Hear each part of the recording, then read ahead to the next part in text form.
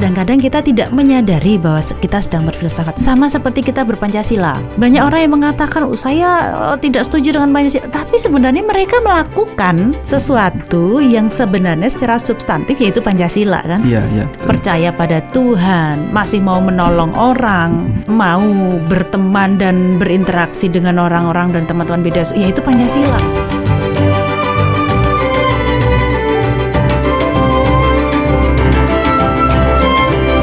Baik, selamat pagi saudara-saudara sekalian di seluruh Indonesia. Hari ini kita akan bertemu dengan dua orang yang luar biasa. Beliau adalah Dr. Iva Aryani. Dr. Iva Aryani ini adalah Wakil Dekan Bidang Penelitian, Pengabdian Masyarakat, Kerjasama dan Alumni Fakultas Filsafat UGM. Selamat pagi Ibu. Selamat pagi. Sehat hari ini? Alhamdulillah sehat. Alhamdulillah, puasa lancar ya? Iya. Baik, lalu yang kedua itu dengan Dr. Yosef Umar Hadi.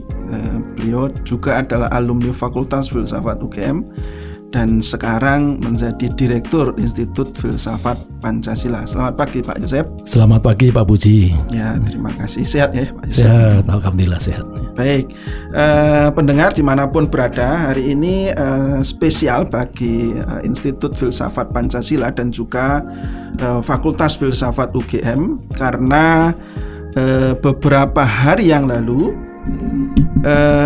sudah ditandatangani ya, kerjasama antara Fakultas Filsafat UGM dengan Institut Filsafat Pancasila untuk membuka kelas di Jakarta khusus bidang kajian filsafat ya, dengan konsentrasi filsafat Pancasila. Betul nggih Pak Yosef dan Betul. Bu Iva? Ya. Baik. Nah, latar belakangnya apa kira-kira ini? Bu Iva dulu barangkali. Iya. Sebenarnya kalau saya boleh menyampaikan sedikit koreksi sedikit ya Pak Puji. Bukan kelas di Jakarta, karena mahasiswa itu tetap mahasiswa Fakultas Filsafat UGM yang ada di Bulak Sumur gitu. Tetapi nanti ada beberapa proses perkuliahan yang dilakukan secara online maupun secara offline yang nanti lokasinya bisa dilaksanakan di kampus Jakarta, di UGM Jakarta. Jadi memang itu terbuka untuk beberapa Bapak Ibu yang punya konsentrasi kajian-kajian tentang filsafat Pancasila dan ingin melanjutkan studi doktoral. Nah, kita buka kesempatan itu. Jadi sebenarnya awalnya begini, Fakultas Filsafat itu kan bekerja sama dengan beberapa institusi, termasuk dengan Institut Filsafat Pancasila, tempatnya Pak Yosef Umar Hadi ini. Nah, dari diskusi-diskusi awal, kemudian kita ngobrol. Pentingnya pemahaman tentang Pancasila itu kan sekarang perlu digali lagi ya. Ini banyak orang Pak Puji ngomong tentang Pancasila itu dari semua level ngomong Pancasila, tapi mereka tidak paham Pancasila itu apa dan bagaimana melaksanakan Pancasila secara tepat begitu. Nah, maka kemudian kita bekerja sama untuk membentuk bukan prodi baru tetapi konsentrasi. Jadi tetap masuk di prodi S3 Fakultas Filsafat, tetapi nanti konsentrasi kajiannya tentang filsafat Pancasila begitu. Ya, jadi dia tetap menjadi bagian dari filsafat UGM ya. Iya, tetap menjadi mahasiswa S3 Fakultas Filsafat. Jadi kalau ditanya nanti mahasiswa itu mahasiswa dari fakultas mana? Prodi S3 Fakultas Filsafat. Cuma kajiannya kan kalau di S3 itu ada kita fokusnya lebih kepada hasil kajiannya ya, disertasinya. Nanti disertasinya ada yang tentang seni. Kita ada kerjasama misalnya dengan wayang, itu kajiannya tentang wayang, kajian tentang. Nah, kali ini kerjasama dengan Institut Filsafat Pancasila, kita membuka kesempatan pada Bapak Ibu, teman-teman masyarakat di luar sana yang ingin mengambil program doktoral, melanjutkan studi S3 yang studinya penelitiannya nanti tentang filsafat Pancasila. Ya, gitu. Terima kasih Bu Iva. Ini menarik ya, tadi sempat disinggung terkait dengan pentingnya digali kembali pemahaman tentang Pancasila. Nanti kita akan eksplorasi lebih jauh. Saya ke Pak Yosep ini selaku Direktur Institut Filsafat Pancasila ini, Pak Yosep, apa yang menggerakkan IFP untuk kemudian terdorong menjalin kerjasama untuk secara bersama-sama membuka bidang kajian yang khusus tentang filsafat Pancasila itu. Baik, terima kasih Pak Puji, terima kasih Bu Iva. Sebelumnya saya ingin menyampaikan puji syukur pada Tuhan bahwa kemarin baru saja kita bersama-sama menandatangani perjanjian kerjasama untuk saling membantu dalam arti bagaimana filsafat Pancasila ini semakin menjadi sebuah diskursus publik ya yang selama ini kita sadari dan kita lihat bagaimana Pancasila yang telah disepakati menjadi dasar ideologi dan dasar filsafat sebuah bangsa yang besar seperti Indonesia ini. Tentu kita mengharapkan agar tidak saja menjadi domain para elit baik itu elit di tingkat legislatif, eksekutif maupun yudikatif, tetapi bagaimana pemahaman kita tentang Pancasila ini juga semakin merakyat, semakin diketahui, dikenal dan dihayati, dipahami, dihayati, kemudian diimplementasikan dalam kehidupan sehari-hari. Nah, oleh karena itu ketika kami berbincang-bincang dengan Ibu Dekan, Bapak Ibu Wakil Dekan, dan terutama seluruh Sivitas Akademika UGM, terutama Fakultas Filsafat, tentang keprihatinan kita bersama mengenai Pancasila itu, maka satu sisi kami ingin bersama-sama bagaimana memasyarakatkan filsafat itu sendiri, karena prodi atau program studi tentang filsafat ini juga masih agak jauh dari minat dari para muda kita. Nah, padahal kalau kita berbicara tentang Pancasila itu tidak saja memiliki konotasi atau konteks politik dan sejarah maupun hukum, tetapi terlebih bahwa Pancasila ini yang oleh para pendiri bangsa ini telah diyakini atau telah dirumuskan menjadi sebuah dasar filsafat. Nah, sementara pemahaman kita tentang Pancasila sebagai dasar filsafat ini masih boleh dikatakan masih belum berkembang, masih belum diketahui dengan baik. Nah, kenapa demikian? Ini salah satu visi dan misi dari para Institut Filsafat Pancasila ialah bahwa kami ingin melakukan pengkajian, penelitian, pengembangan Pancasila dari sudut pandang filsafat. Baik itu filsafat tentang Pancasilanya maupun filsafat berdasarkan Pancasila. Jadi lebih kami tonjolkan bagaimana nanti Pancasila ini kita pahami dan kita mengerti sebagai sebuah sistem filsafat, sebagai ilmu filsafat. Ini menjadi suatu kebanggaan bagi kita sebagai bangsa Indonesia di kancah dunia internasional, bahwa negara Indonesia itulah negara yang didirikan didasarkan sebuah filsafat yang komprehensif, yang betul-betul menjadi kebanggaan dan kemudian di atas mana di situ diletakkan sebuah dasar ideologi dan namanya ideologi Pancasila. Saya kira demikian ini latar belakang dan kerjasama tersebut. Terima kasih. Baik, terima kasih Pak Yosep. Nah, ada ungkapan yang menarik ya, memasarkan filsafat ya. Ini pemahaman saya sebagai orang awam ya, yang tidak secara khusus mempelajari filsafat. Memang kalau kita lihat teman-teman dulu waktu kita kuliah S1 terutama, yang belajar filsafat kan orang-orang yang agak aneh, mengerikan. Ya, mengerikan, aneh begitu ya, kemana-mana bawa buku dan agak sulit dipahami gitu. Nah, saya sendiri berkenalan dengan dunia filsafat itu ketika baru lulus dari SMU, lalu mau tes di Gajah Mada waktu itu, lalu membaca bukunya Justin Gardner. Tapi di sana menariknya filsafat itu diajarkan di anak-anak SMA ya. Sudah mengenal filsafat. Nah, dalam situasi lingkungan akademik dan lingkungan sosial, bahkan mungkin budaya di mana tradisi filsafat belakangan terutama ya, karena kalau kita lihat secara historis kan sebetulnya pemikir kita banyak yang jago-jago filsafat. Iya, betul. Nah, terkait dengan hal itu, ini targetnya kemudian siapa ini, Bu Iva dan Pak Joseph? Mungkin Bu Iva. Iya, jadi menarik ini ngomong tentang filsafat ya. Memang filsafat itu selama ini dianggap sebagai ilmu yang unik. Yang tua, yang klasik, yang dia tidak bisa, yang pokoknya di awang-awang, gitu kan Pak Puji. Jadi kalau bicara filsafat, belajar filsafat itu membicarakan sesuatu yang tidak nyata.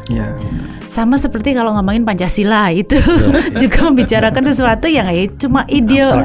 Iya, itu cuma tataran ideal aja gitu, yang tidak bisa dibumikan. Nah, sebenarnya justru di situ itu terletak tantangannya yang bagi kami di Fakultas Filsafat.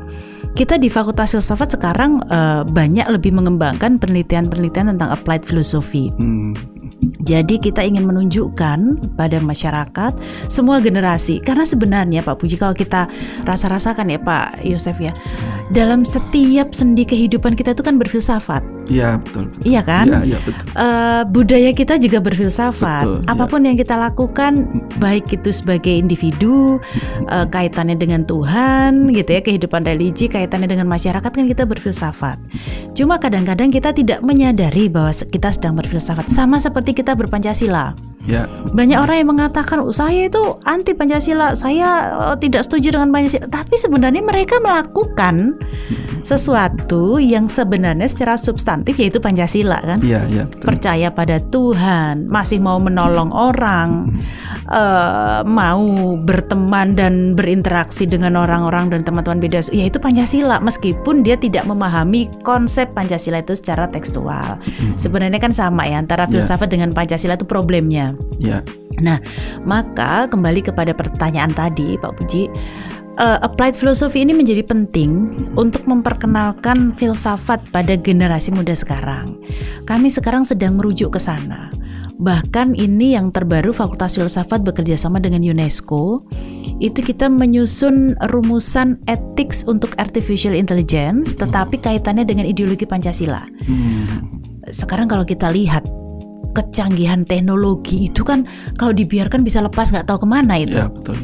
Konsep kesadaran manusia, konsep kesadaran kita sebagai warga negara dan lain sebagainya itu bisa kabur kalau itu kita biarkan lepas. Maka kemudian Fakultas Filsafat bekerja sama dengan UNESCO, ini kita sedang menyusun buku panduan bagaimana ethics dalam artificial intelligence tapi dikaitkan dengan Pancasila. Bagaimana tanggung jawab kita sebagai warga negara melihat dan menyikapi artificial intelligence, perkembangan AI itu. Nah, ini kan menjadi sesuatu hal yang menarik dan memang dibutuhkan di era-era sekarang. Nah, sebenarnya filsafat Pancasila itu selain kita berbicara di tataran konseptual, kita juga akan menarik ke dalam hal-hal semacam itu. Bagaimana mengaplikasikan filsafat Pancasila itu menjadi sebuah applied science gitu ya mungkin ya Pak Yosef, yang kemudian itu bisa dipakai dimanapun. Dalam dunia politik kita memerlukan itu nilai-nilai Pancasila dan filsafat Pancasila. Dalam dunia pendidikan kita perlu, dalam dunia bisnis kita perlu, bahkan dalam dunia pertanian, teknologi, semua kita memerlukan itu. Nah, ini yang nanti akan kita rumuskan bersama, dan memang sasarannya kita tidak membatasi siapapun yang akan belajar filsafat Pancasila, tetapi sasarannya adalah calon mahasiswa yang memang punya konsentrasi, ketertarikan, dan memang pengen mendalami filsafat Pancasila gitu, tidak terbatas hanya politisi atau dosen, siapapun gitu. Nanti silahkan itu bisa bergabung di, tapi tetap konsentrasinya adalah kajian-kajian tentang filsafat Pancasila. Menarik ini karena dunia bergerak dengan cepat, teknologi berubah dengan cepat. Karena saya orang komunikasi, saya bukan orang filsafat. Menarik, dan di dalam diskusi tentang etika media itu saya kira tadi usulan yang bagus, bagaimana menarik filsafat Pancasila lalu menjadi dasar etik yang berarti etika Pancasila di dalam diskusi itu. Karena kan selama ini kita selalu belajar tentang etika makro ya, deontologi, teleologi dan seterusnya itu. Sementara etika yang berbasis Pancasila kan hampir absen ya, terutama di dalam diskusi non filsafat atau secara lebih khusus filsafat Pancasila. Saya kira ini bagus. Kalau boleh menambahkan, beberapa waktu lalu juga kita ada diskusi dengan Dewan Pers. Dewan Pers. Jadi ada ketertarikan Dewan Pers untuk mengusung juga Pers Pancasila. Pers Pancasila itu yang seperti apa sih gitu. Jadi karena tadi ngomong tentang media, tentang komunikasi dan lain sebagainya. Ya, sekarang ini kan setiap orang di dunia ini bisa menjadi produsen berita. Betul. Dengan adanya media sosial, adanya channel-channel seperti ini, yang siapapun gitu bisa menjadi pemberi berita untuk masyarakat. Tapi bagaimana kontribusi berita yang dihasilkan terhadap negara, terhadap ketahanan ideologi, dan itu kan tidak semua orang bisa memahami itu. Maka Pers Pancasila ini juga penting gitu untuk digagas. Betul. Ya, ini sebetulnya dulu pernah muncul ya, menjadi perdebatan yang hangat di tahun 80-an. Tapi sayangnya setelah itu tenggelam. Tidak pernah diperdebatkan lagi ya. Mudah-mudahan nanti kalau teman-teman yang berlatar belakang jurnalis atau pegiat media sosial pengen meraih gelar doktor dengan konsentrasi filsafat Pancasila, bisa mengembangkan sistem media Pancasila. Nah, saya ke Pak Yosep ini. Pak Yosep tadi disebutkan soal diskursus Pancasila itu tidak menjadi bagian elit. Kalau menurut pengamatan saya sebetulnya bukan hanya bagian elit, tetapi Pancasila itu muncul kalau terjadi konflik horizontal gitu ya. Tapi ketika mengambil kebijakan ekonomi, mengambil kebijakan politik, jarang sekali Pancasila itu diperdebatkan, setahu saya ini. Mudah-mudahan saya salah, tapi kayaknya kok tidak gitu. Nah, menurut Pak Yosep, lalu target yang diharapkan dari kerjasama dan kemudian ada prodi filsafat yang khusus konsentrasi Pancasila ini.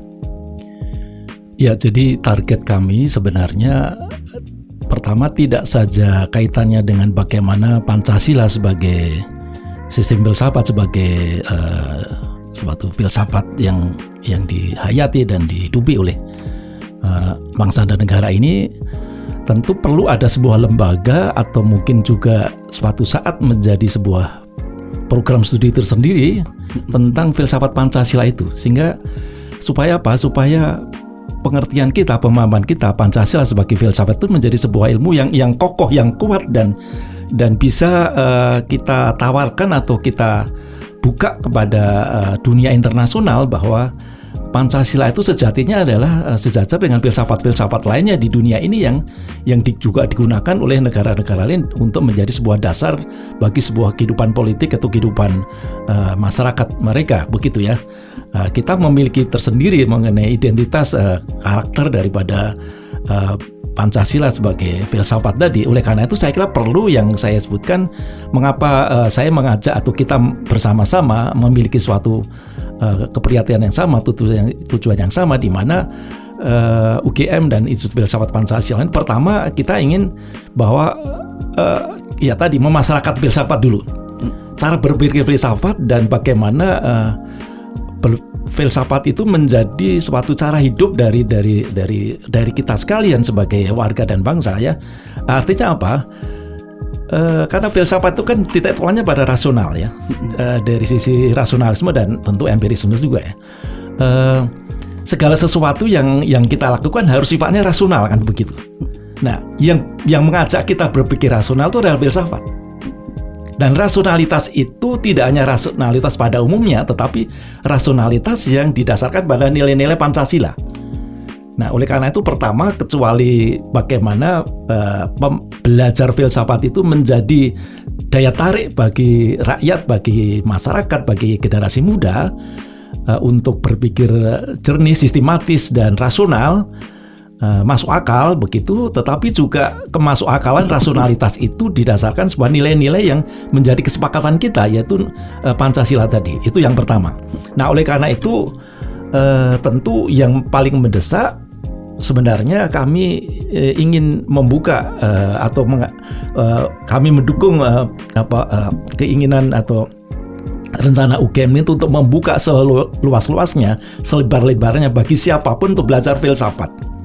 Namun khusus yang akan kita buka atau kita tawarkan adalah filsafat dengan konsentrasi studi filsafat tentang filsafat Pancasilanya itu. Karena apa?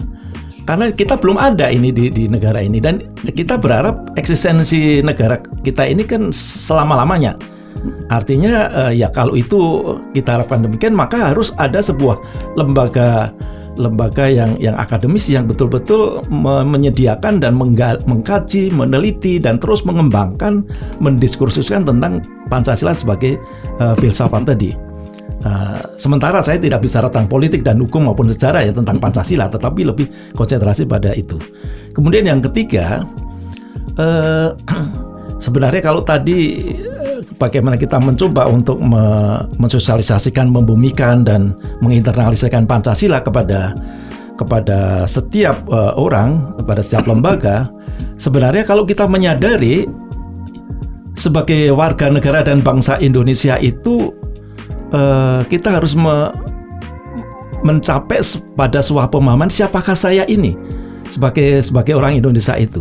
Saya ingin katakan sebenarnya ya manusia Indonesia itu sebenarnya manusia Pancasila, karena memang hakikat daripada manusia sesuai dengan pendekatan Pancasila tadi akan diketemukan nilai-nilai Pancasila itu di dalam hakikat setiap manusia kita di Indonesia ini. Dan ini menurut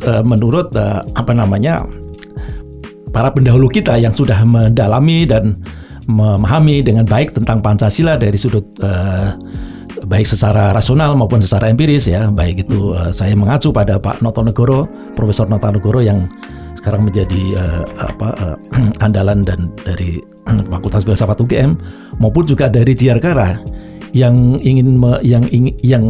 menegaskan bahwa sejatinya kalau didalami atau dimengerti dengan baik, manusia Indonesia itu sebenarnya memiliki di sana jati dirinya adalah nilai-nilai Pancasila itu.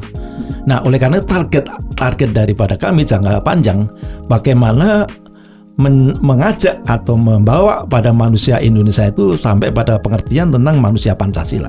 Kami ini sejatinya adalah manusia yang memiliki hakikat Pancasila. Begitu. Terima kasih. Ya, nah Pak Yosef, ini saya lanjutkan dengan pertanyaan yang ketiga. Ini kalau saya membayangkan sebagai calon mahasiswa, wah ini misalnya saya tertarik ini untuk nanti saya mendaftar di program Fakultas Filsafat, lalu mengambil program ini ya, konsentrasi filsafat Pancasila. Nah, kira-kira ini apa yang perlu saya, nanti kan nulis disertasi itu kan momok sekali ya. Saya 3 tahun bab 1 baru selesai. Nah, apa yang kemudian perlu dikerjakan? Mungkin tema apa yang atau lingkup apa yang kemudian dia menjadi bagian dari kajian filsafat. Meskipun tadi sempat disinggung ya, kalau kita belajar Pancasila pada akhirnya kita akan menemukan, atau kita belajar manusia, kita akan menemukan manusia Indonesia akan menemukan Pancasila. Nah, kira-kira seperti apa nih Pak Yosef, yang mungkin pernah mengalami nulis disertasi di filsafat? Begini, memang tadi saya sependapat dengan apa yang disampaikan Bu Iva, bahwa selain konsentrasi studi pada filsafat Pancasila, tetapi kita akan mengajak para mahasiswa itu untuk lebih kepada tataran implementatif ya, tataran aksiologi atau yang tadi applied philosophy tadi. Nah, applied philosophy ini menjadi muara daripada pendidikan kami nanti ke depannya itu. Nah, applied philosophy tentang Pancasila ini tentunya kepada siapa? Kepada para pemangku kepentingan ya, pada para stakeholder, kepada para elit yang dipercaya atau diamanai oleh rakyat untuk memimpin kita ini, memimpin warga negara atau memimpin rakyat ini. Seperti apa misalnya ya, tataran eksekutif, para mereka yang bergerak di bidang pemerintahan ya, sebagai kepala negara, sebagai menteri, sebagai dirjen atau sebagai bupati, sebagai gubernur, itu paling tidak kita sebagai masyarakat Indonesia ini sudah meyakini bahwa mereka ini sudah memiliki pemahaman yang benar dan memiliki pengertian yang mendalam tentang Pancasila dulu. Sebab kalau tidak, kita tidak tahu mau dibawa kemana, karena memang cita-cita proklamasi ini adalah Pancasila, adalah pembukaan Undang-Undang Dasar yang didasarkan pada Pancasila. Itulah nilai-nilai asas kerohanian yang kita jadikan pegangan untuk membawa kami ini menuju pada sebuah tujuan dalam kehidupan berbangsa dan bernegara. Itu yang pertama. Kemudian tataran legislatif. Nah, kita sendiri banyak menyaksikan bagaimana praktek-praktek di dalam pelaksanaan di bidang legislasi nasional ini tidak saja mereka tidak atau belum mencerminkan tentang bagaimana mengimplementasikan nilai-nilai tersebut dalam penyusunan peraturan perundang-undangan. Jadi banyak survei yang kita lihat bahwa ya masih belum sangat menggembirakan, bahkan mungkin cukup menyedihkan, di mana banyak pasal-pasal di dalam sebuah undang-undang yang bukan merupakan suatu pencerminan daripada nilai-nilai yang sudah kita sepakati itu. Dan kemudian juga makin banyaknya tantangan-tantangan yang terjadi, ya, misalnya soal fundamentalisme ekonomi, fundamentalisme agama, yang tentu ini kalau dikaitkan dengan Pancasila jelas mereka tidak atau jauh daripada nilai-nilai Pancasila tadi. Nah, ini makanya kepada mereka-mereka yang dipercaya untuk memimpin sebuah bangsa ini tentu harus paling tidak paham dan mengetahui tentang nilai-nilai Pancasila tadi, supaya apa? Supaya kebijakan-kebijakan maupun juga polisinya itu betul-betul mencerminkan nilai-nilai tersebut. Nah, itu yang menurut kami. Ya, ini kalau saya coba raba itu, ini berarti kan Pancasila menjadi satu perspektif ya untuk melihat persoalan-persoalan tadi, baik dalam konteks eksekusi kebijakan maupun, nah ini mungkin bisa dibawa ke level penelitian yang lebih tinggi. Kalau menurut Bu Iva gimana nih Bu Iva terkait dengan kajian Pancasila atau filsafat Pancasila itu, sehingga kalau nanti ada teman saya atau pendengar dimanapun berada, dia tertarik, saya pengen mengembangkan atau studi mendalami dan kemudian menulis disertasi tentang filsafat Pancasila itu, seperti apa kira-kira bangunannya itu, atau saya masuk dari mana gitu. Ya, tentu saja pintu utama untuk masuk di kajian ini adalah mempelajari filsafat. Itu yang paling penting yang harus dipahami, karena kemudian filsafat itu bisa disebut sebagai objek formalnya, ya, kacamatanya nanti yang akan dipakai. Tetapi dalam hal ini Pancasila kemudian bisa menjadi objek material, tapi kemudian filsafat Pancasila itu juga bisa menjadi objek formal untuk melihat sesuatu yang ada. Tapi memang landasan utama yang harus dipahami oleh teman-teman yang ingin mendaftarkan atau ingin bergabung di dalam program ini adalah pemahaman tentang Pancasila. Ya, kalau memang sebelumnya belum pernah belajar tentang filsafat, maka kemudian akan ada program matrikulasi gitu ya, untuk bisa memahami filsafat sebagai pisau untuk membedah dan untuk menelaah itu. Baru setelah itu, dengan modal memahami filsafat, maka kemudian teman-teman itu bisa melihat Pancasila dari kacamata filsafat. Nah, dari situ kemudian baru akan terbongkar nanti filsafat Pancasila itu kita berbicara tentang apa. Secara substantif itu sebenarnya kalau kita ngomongin Pancasila itu kita ngomongin apa sih?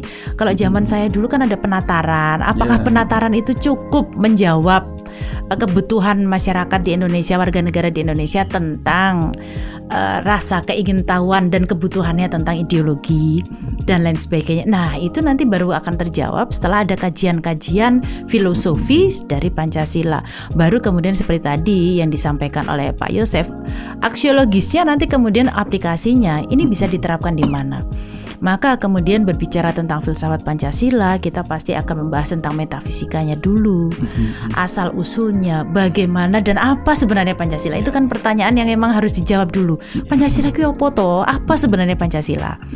Apakah hanya sebatas ideologi saja? Titik sampai di situ, atau Pancasila itu memang nilai-nilai yang tadi kata Pak Yosef, ya sebenarnya tanpa rumusan ideologi ya jiwa dan karakter bangsa Indonesia ya kayak gitu. Ini Pancasila begitu, tanpa disadari. Karena kan memang sudah tergali sebelum bangsa Indonesia itu ada, sudah nilai-nilai Pancasila itu sudah dijalankan. Nah, itu yang akan kita telaah dari sisi metafisika atau ontologisnya Pancasila, baru kemudian kajian ilmiahnya. Apakah Pancasila itu memang sesuatu yang bisa dikaji secara ilmiah? Di mana letak ilmiahnya? Apa urgensinya kok Pancasila sampai dibawa ke dalam bahasan di perguruan tinggi gitu ya, bahasan ilmiah di perguruan tinggi? Bagaimana sisi epistemologis dari Pancasila? Itu yang kemudian akan digali, baru kemudian muaranya tadi yang Pak Yosef katakan, muaranya aksiologisnya. Ini untuk apa? Setelah saya memahami itu semua, lalu bagaimana ini Pancasila mau saya pakai untuk apa? Oh, ternyata dalam ranah politik Pancasila penting sekali untuk mengambil kebijakan-kebijakan bagi para pemangku kepentingan yang kemudian akan mengambil kebijakan. Kebijakan seperti apa sih? Saya rasa semua orang dalam proses pengambilan keputusan itu, apalagi pemimpin negara, legislatif, pemimpin daerah, pasti dihadapkan pada persoalan-persoalan yang dilematis berkaitan dengan moralitas, dilematis berkaitan dengan posisi sebagai warga negara dan lain sebagainya. Itu kan pasti ada banyak seluk-beluknya di situ. Nah, bagaimana kemudian Pancasila yang setelah kita kaji secara ontologis maupun epistemologis itu bisa dipakai untuk mengatasi problem itu? Jadi tidak hanya sekedar secara teori Pancasila itu seperti ini titik selesai. Tidak, tetapi memang harus kita tarik, kita bumikan lagi sehingga masyarakat luas itu bisa merasakan, oh ternyata filsafat Pancasila itu muaranya begini nih. Aplikasinya dalam dunia pendidikan, Merdeka Belajar itu apakah benar-benar sudah merdeka secara Pancasilais gitu kan? Itu jadi bahan pertanyaan. Kebijakan BPJS itu apakah sudah sesuai dengan ideologi Pancasila? Nah, kajian-kajian tentang bagaimana filsafat Pancasila ditarik dan diaplikasikan dalam dunia pendidikan, dalam dunia medis, dalam dunia teknologi, dalam dunia politik, dunia hukum, banyak yang kemudian bisa kita jawab. Contoh masalah hukum, ya sekarang diskusi tentang hukuman mati itu sesuai dengan Pancasila atau tidak aja sampai sekarang belum selesai kan? Yeah. Nah, filsafat Pancasila nanti yang bisa menjawab problem-problem seperti itu, gitu. Ya, dengan begitu artinya dari manapun latar belakangnya, ya, ketika dia bisa memahami filsafat, lalu turun ke filsafat Pancasila, maka dia akan bisa menyelesaikan persoalan-persoalan yang dihadapi. Artinya bahwa kalau kita berbicara siapa yang harusnya bisa mengambil program ini kan, semua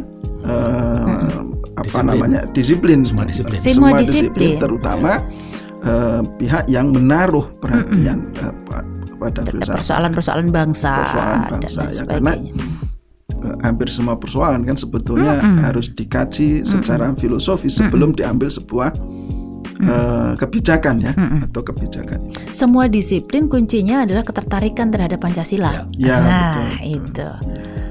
Ya, dengan begitu saya kira kemudian apa yang kalau saya menyitir Yudilatifnya negara Pancasila itu barangkali bisa terimplementasi ya kalau semua bidang eksekutif, legislatif dan juga yudikatif barangkali ya dia mendalami filsafat Pancasila. Termasuk seni misalnya. Termasuk seni, betul sekali, termasuk seni karena seni itu kan bagian dari freedom of expression ya. Dan freedom of voices. Jadi ya, saya kira itu juga menarik. Nah, lalu apa ini yang diharapkan dari stakeholder barangkali seluruh masyarakat Indonesia barangkali agar bisa berkontribusi dalam bagian upaya untuk lebih memperdalam kajian filsafat ini, Pak Yosef atau Bu Iva barangkali. Boleh saya ya? Ya. Jadi begini, cita-cita dan niatan baik dari Institut Filsafat Pancasila dengan Fakultas Filsafat UGM ini tidak akan bisa berjalan mulus dan terwujud dengan baik tanpa dukungan banyak pihak. Ya. Jadi dukungan dari masyarakat, artinya masyarakat juga kemudian kita harapkan bisa memberikan dukungan, setidaknya adalah memberikan pemahaman tentang bahwa itu memang perlu bagi kehidupan kita. dukungan teman-teman media yang kemudian bisa menyebarkan positive vibes tentang filsafat Pancasila ini ke seluruh penjuru dunia. Lalu kemudian dukungan pemangku kepentingan yang kemudian merasa bahwa ini memang penting, negara kita memerlukan konsep ini untuk dalam tanda kutip ya menyelamatkan beberapa hal atau beberapa unsur-unsur yang memang perlu diselamatkan dalam konteks kembali kepada ideologi dan jati diri kita dan lain sebagainya. Itu saya rasa perlu. Jadi memang hal yang paling utama adalah dukungan semua pihak, karena berbicara tentang Pancasila, berbicara tentang filsafat Pancasila itu tidak selesai hanya Pak Yosef dengan saya, atau tidak selesai hanya Institut Filsafat Pancasila dengan Fakultas Filsafat UGM, tetapi membangun kesadaran seluruh masyarakat di Indonesia. Ini yang paling penting. Nah, kita harapkan dengan adanya sosialisasi semacam ini ya, salah satunya dengan podcast atau yang lainnya, ini bisa menyebar positive vibes tentang bahwa filsafat Pancasila itu perlu, memahami kembali Pancasila itu perlu, dan bagaimana cara memahami ini yang kemudian akan kita pikirkan bersama dan kita kaji bersama gitu, supaya Pancasila benar-benar bisa melekat, tidak hanya sebagai suatu sistem nilai norma saja yang ditempel di mana-mana, tetapi benar-benar merasuk di dalam kehidupan sehari-hari seluruh masyarakat. Iya, gitu. Jadi itu tadi bahwa ini membutuhkan dukungan semua pihak. Pak Yosef, apa yang diharapkan itu? Ya, setelah kita tadi berbicara tentang latar belakang, kemudian target dan nilai-nilai yang ingin kita tawarkan kepada bangsa dan negara, pada masyarakat, tentu sekarang kami mengajak kepada kita semua, seluruh elemen bangsa, baik itu yang berada di level atas atau elit, atau terutama mereka yang mendapat kepercayaan dari masyarakat untuk memimpin negara ini di semua level tingkatan, baik itu pusat, provinsi maupun kabupaten, maupun juga seluruh pegawai negeri atau siapapun lah yang termasuk juga pada lembaga swadaya masyarakat, pada siapapun begitu, untuk mari kita bersama-sama untuk memikirkan ini, atau kalau boleh kami mengajak mereka untuk bergabung dengan kami untuk belajar, kita belajar bersama-sama untuk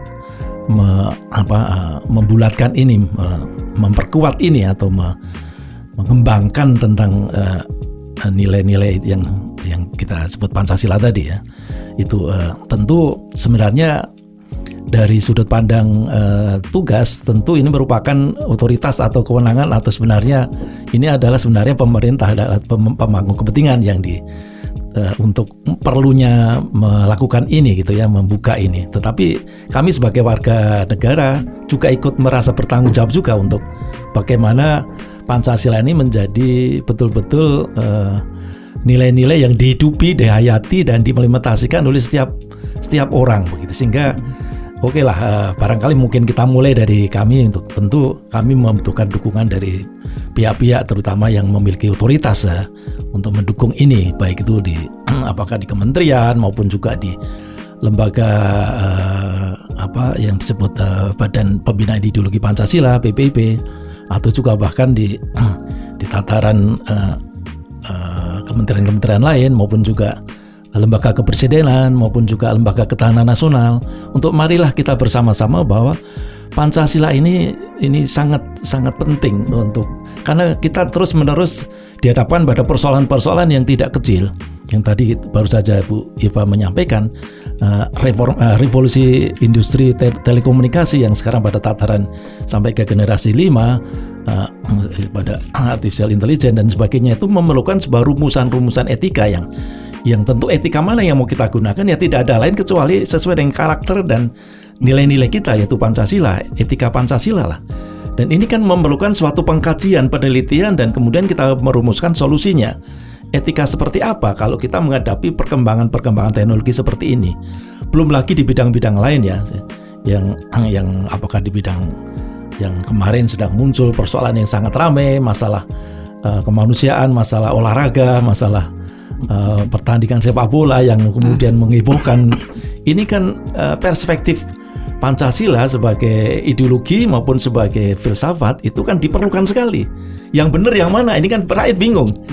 Apakah semuanya benar? Yang mana? Tapi ya Ya itu kita masih belum merumuskan itu yang pada tataran sampai pada nilai-nilai yang kemudian oh ini benar ini salah begitu kan. Itu kan ya filsafat yang bisa melakukan itu. Jadi kami optimis dan kami yakin bahwa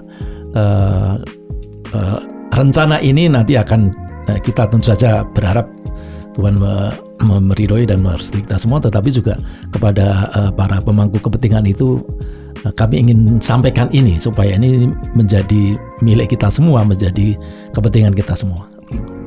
Ya, terima kasih Pak Yosep Umarati ya selaku ketua Direktur Institut Filsafat, dan Bu Iva. Ya. Saya kira ini gagasan yang kalau saya menyimak, meskipun saya bukan orang filsafat, tapi gagasan ini saya kira menarik ya, karena pertarungan perkembangan ya kalau pengalaman saya sebagai orang yang berlatar belakang komunikasi itu luar biasa. Teori digugat karena dulu kan orang mengkaji media ya kalau di kami. Sekarang yang dikaji medianya sudah sangat berubah. Sandaran etikanya juga bingung gitu. Jadi ketika orang menggunakan media sosial, orang bertanya dasar etikanya apa? Karena yang kita pelajari kan etika profesional, jurnalis, broadcaster gitu. Nah sekarang semua orang menjadi broadcaster. Sifat komunikasinya sangat berbeda sekali, sehingga rumusan etis yang mana yang akan diambil? Apakah komunikasi antar kelompok, massa dan seterusnya. Nah itu sebagian kecil yang saya pahami persoalan yang tadi Pak Yosep dan juga Bu Iva sampaikan, dan saya kira ini menjadi menarik ya. Dan teman-teman yang di seluruh Indonesia yang nanti mendengarkan podcast ini, saya kira silakan nanti kalau yang berminat bisa langsung datang ke UGM sebagai home base ya untuk menanyakan program ini. Kira-kira efektif akan mulai dibuka kapan nih Bu Iva? Ya ini langsung segera kita buka karena kalau untuk prodi S3 itu kan mahasiswa baru setiap semester. Kita menerima mahasiswa baru setiap semester. Jadi tidak setahun sekali tapi setahun 2 kali. Ya begitu. Jadi teman-teman Bapak Ibu di seluruh Indonesia ya, sebangsa dan setanah air terutama yang peduli pada Pancasila dan peduli pada pembangunan bangsa yang punya karakter yang khas di tengah riak gelombang ideologi yang campur aduk ya, karena globalisasi. Silakan bisa ke UGM menghubungi prodi doktor Fakultas Filsafat, atau bisa juga untuk informasi kalau tidak langsung ke UGM juga ke IFP ya. Nanti bisa. Juga akan sampai ke UGM juga. Nah, termasuk juga stakeholder ini pemangku kepentingan, para penyelenggara negara. Kalau ini menganggap penting dan perlu ditopang, saya kira juga bisa ya memberi amanah 1-2 untuk menugaskan ya supaya mereka belajar Pancasila sebagai dasar filsafat ketika mereka membangun kebijakan, mengeluarkan kebijakan. Karena ada yang menarik ini, saya punya adik kelas beberapa waktu yang lalu, dia kuliah di Belanda. Kerjanya di bagian pengairan, itu apa namanya Pak? Ciptaker ya? Bukan yang di bagian pengairan, yang mengurusi das itu. Suatu waktu sumber daya air. Suatu waktu tiba-tiba dia tanya ke saya, Mas Puji punya referensi Foucault enggak? Gitu. Loh, saya heran, kamu kuliah hubungannya dengan Foucault. Das, kenapa harus Foucault? Iya, karena itu menyangkut tata ruang katanya. Karena setiap tata ruang itu ada relasi kuasa. Nah itu saya kira begitu ya, setiap kebijakan kan punya implikasi etis. Nah, saya kira kembalinya ke Pancasila. Jadi saya kira ini perlu ya kita selesaikan. Baik, terima kasih Bu Iva dan Pak Yosep atas diskusinya. Ini informasi yang bagus dan menarik saya kira, dan saya berharap mudah-mudahan ini sukses ke depannya dan menjadi center dari pengembangan filsafat Pancasila. Kita tutup bincang-bincang kita siang ini atau pagi ini. Salam sejahtera, selamat siang, dan mudah-mudahan kita dimudahkan atas segala urusan. Amin. Terima kasih.